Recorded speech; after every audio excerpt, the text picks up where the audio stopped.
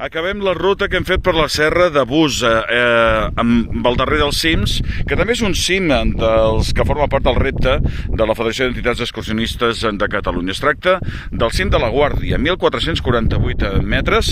Aquí el tenim, amb aquesta construcció que hi podem veure, i amb el vèrtex geodèsic que s'obre la serra de Codonyola, que és tota aquesta banda aquí, però a més és una preciositat. Si us recomano que vingueu a visitar la Vall d'Ora.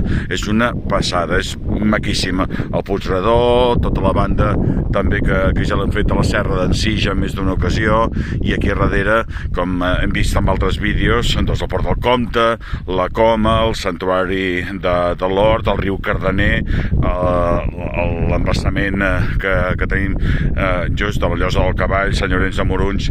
En definitiva, unes vistes magnífiques. Aquí hi havia una antiga ermita que es deia de Sant Jaume, però que ja no hi és, està en runes, i la resta, doncs, com podeu veure en un dia clar, es pot veure molt i molt lluny. Aquí tenim Montserrat, perquè de fet aquesta zona dona cap al Bages, i la veritat és que, doncs, des d'aquí dalt un s'hi quedaria per disfrutar d'unes vistes realment magnífiques. El cim de la Guàrdia serà fins la propera.